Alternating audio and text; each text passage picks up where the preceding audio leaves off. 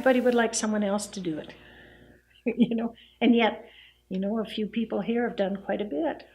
And it's amazing. There's some people think we're crazy, and some people thought we'd never do it, and now we've just sort of dug our heels in, and we're getting stubborn about it. We're going to get it finished.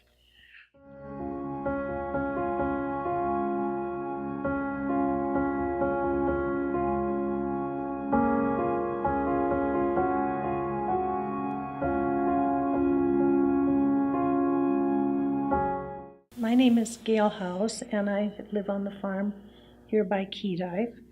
And we're at the Khedive Heritage Rec Center, which used to be the Khedive School. A group of like-minded ladies get together and quilt. It's a good chance to visit. We chat and have tea and get some quilting, and the money from the quilting goes to the rec club, so it's $500 or $600 a year. In 1976, it became a heritage property. It closed as a school and was turned into a rec center and named a heritage property. And about 10 years ago, it started getting pretty run down and needed some work. And so the local rec committee has started to make these improvements, as it were. We've spent quite a bit of money. We've raised a lot of money and had good support from past students of Khedive. There's very few people live here now, but a lot of people did at one time. It's pretty unique, and it has a very nice permanence to it, but it has to be maintained like anything else after 100 years.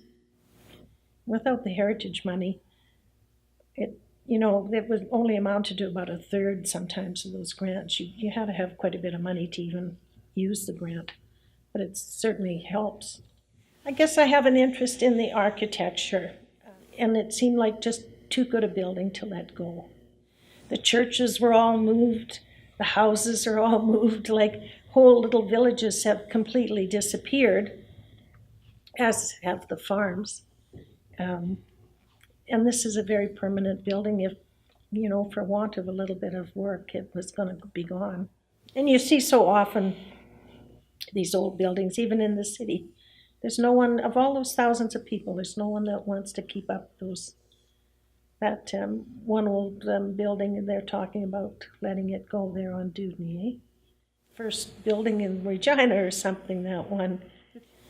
Surely there's some group that would take an interest in that, 8 or 10 of us have managed to do this huge amount. We've spent, $150,000 here, and we've raised a lot of it.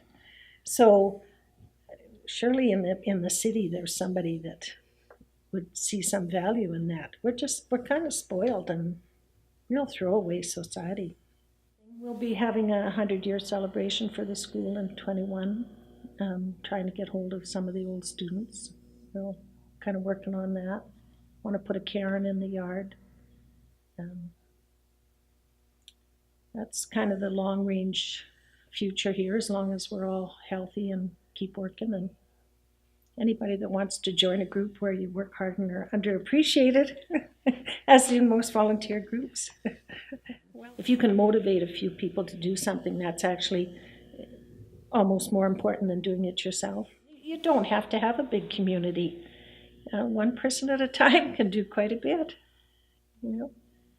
So it's worthwhile. It was a very nice building. And in 1921, if they had known what was coming in the 30s, they never would have taken this was a big expense.